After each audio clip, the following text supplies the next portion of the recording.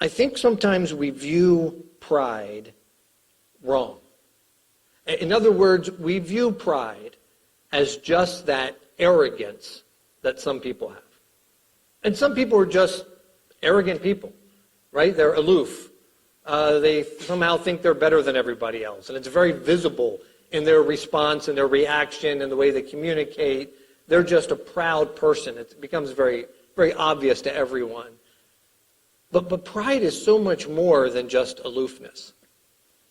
And as I've begun to study and really understand the subject of pride, I find more and more the roots of pride in my own life. And I think most of you would agree with this. I'll just make a blanket statement since I'm using myself as an example. I'm not a proud, arrogant person. I'm not that. I don't need my name splashed all over, anything. It's not about me. I'm kind of a quiet, reserved person. And yet, as we study what pride really is, the roots of pride can creep itself into every one of our lives in so many different ways. And I think we do pride a disservice if we sit there and go, well, that's not me. I'm not proud. The fact of dismissing pride and not looking at it may in and of itself be a problem. And so I want to look at really what pride is and how it works and how it creeps into our lives. Jesus saw it as a problem in this particular account. He was witnessing it, and so he wanted to address it, and he wanted to talk about it. And so I think we should talk about it for a little bit of time that we have here today. Don't turn there, but the Bible tells us in Psalm 51, verse 17, God desires what? A broken and contrite heart. God's looking for someone that comes with a broken heart. Not proud, not self-made, not I got it together, not I don't need help. But Brother Bob, in his prayer this morning, as our deacon of the day, talked about the pride we have because we don't even want to share sometimes what we're going through or the problems that we're dealing with, or we don't want people to think we have a weak spot or an issue or something we need help with. We like to put the veneer up that we have it all together. Pride shows itself in so many different ways. Pride began, I think we would agree, we first saw pride in the Garden of Eden. As the serpent comes to Adam and Eve, and as the serpent comes to Eve first and then Adam, the serpent will converse with both of them there in the whole ordeal of giving them that temptation, of giving them the temptation of what they should have, what they should want. He talks to Eve about that. Eve converses with Adam about that. The serpent comes and says, you'll be what? You'll be as wise as God. You'll have more than you have right now. It'll be better than it is right now. I don't know about you, but I think you and I look at that and say, man, they had it all, right? Things were great in the Garden of Eden. No sin, no disease, no problems, no thorns, no weeds, no bickering, no fighting, no issues. They didn't have any problems. When we first come to Adam and Eve, they're not dealing with kids and their problems. They don't have in-laws. They don't have neighbors. There's no Republicans and Democrats. They're not dealing with any issue. Things are great. Things are perfect. It is exactly the way God designed it to be. They have fellowship, personal fellowship with God, and everything's great. Adam and Eve are living the ideal, perfect life. And the serpent comes along and says, yeah, but you can have more. Better. There's more out there. Your eyes will be open. You'll see what God sees. Yeah, sure enough, they're going to see. They're going to see things they never counted on. They're going to be introduced to all kinds of things because of sin. A relationship with God is broken. They begin to die. The aging process begins. They'll have all kinds of problems. I mean, look at the problems they had with their kids. One killed the other. First generation of children. And there's already murder between siblings. Talk about problems. What was it that the serpent came along and tempted them with? Well, the sin would be pride. You can have more. You can have better. How does pride affect my life? I wrote down a few quick things. I probably have used these before if you've been around, but where is there pride in my life? Maybe I have a problem where I think that I'm better than others, or I have it together and everybody else is a mess. Maybe that is a problem. And that becomes obvious. I think the Holy Spirit would show us that. If we're a believer in Jesus Christ, the Holy Spirit's going to show us your perspective is wrong. That's a real problem. But to go to another level, right, or to really begin to understand how pride begins to come into our lives, I believe we have pride when we guard our time as more valuable than other people's time.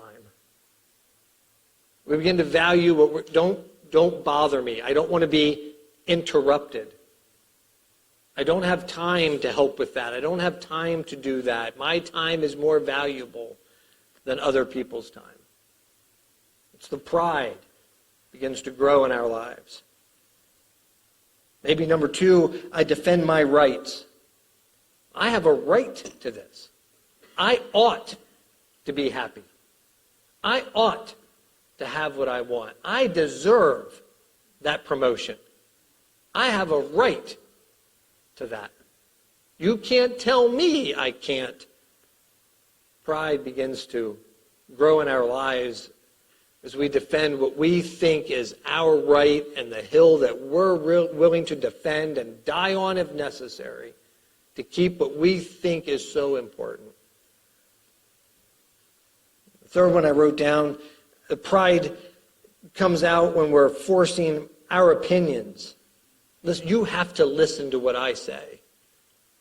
I need to share what's on my mind. I think it's important that they hear what I think about this. I have to tell them. They need to hear it. I have to share it. You have to listen to it.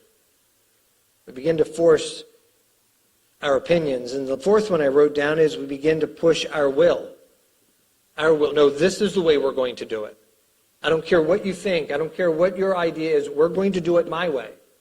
We're going to do it this way. That's the way I do it. That's the way I've always done it. You can't change it. Pride begins to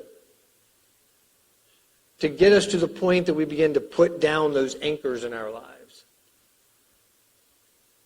We won't change even if it hurts somebody. We won't fix it even if it's a problem. I think in our marriage, in marriages, pride shows itself in I have to win the argument, right? I have to prove I'm right. I have to show you that I was right on that and you were wrong on that. I have to prove that in the Tupperware cabinet, the lids are supposed to be with the bowl, not separate from the bowl. Not that I've ever argued that.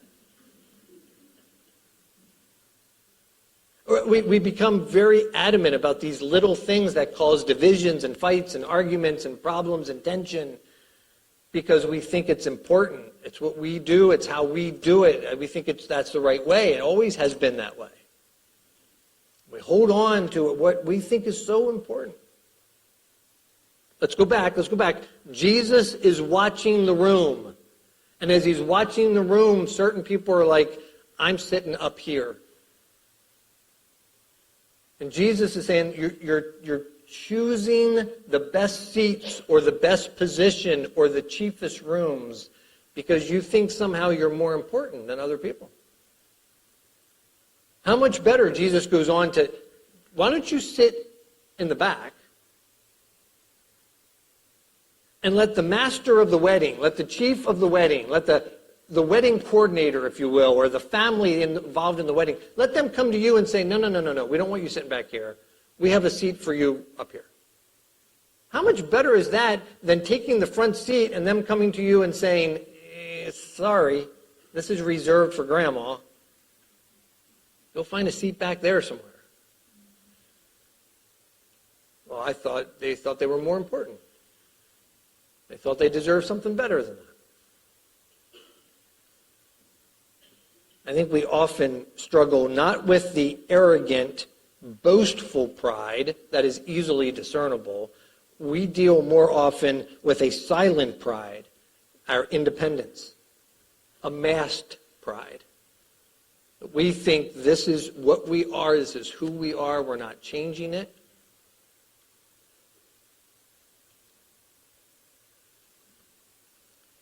Jesus was concerned about the pride in their lives. We become self-absorbed where we don't see other people's needs, what other people are going through, other people's problems.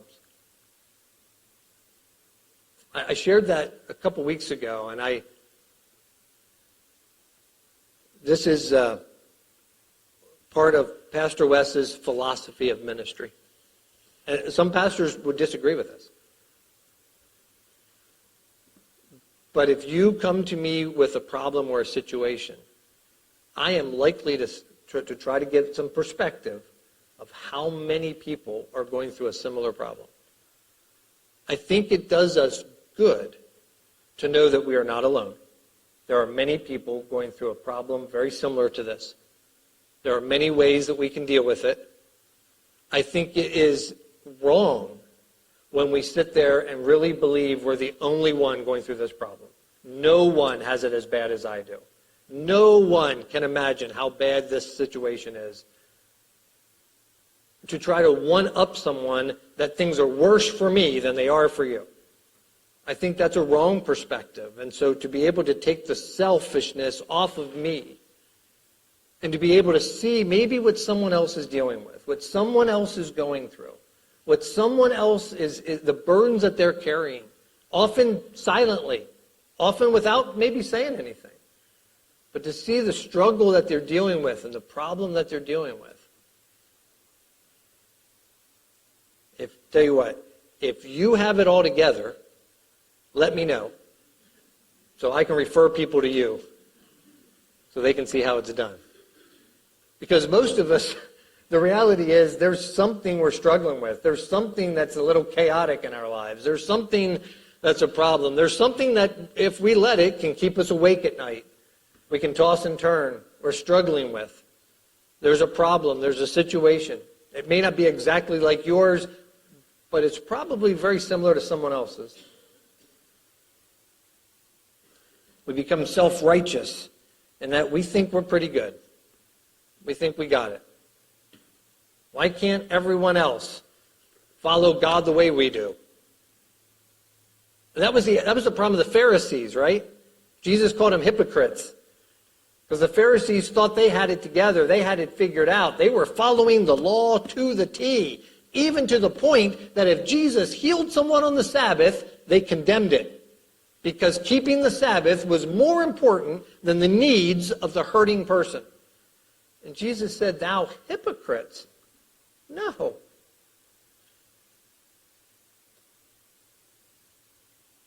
We become self-righteous. We become self-centered. We're concerned about everything. How's this going to affect me?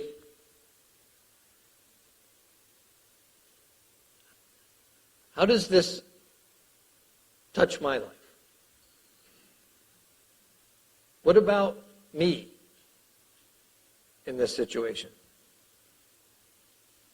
We become self-seeking, where we're looking to advance myself. That's really a core ingredient of America today, right? How do you promote yourself?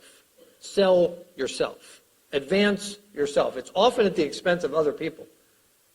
It's often running over other people's backs to get to where you want to be.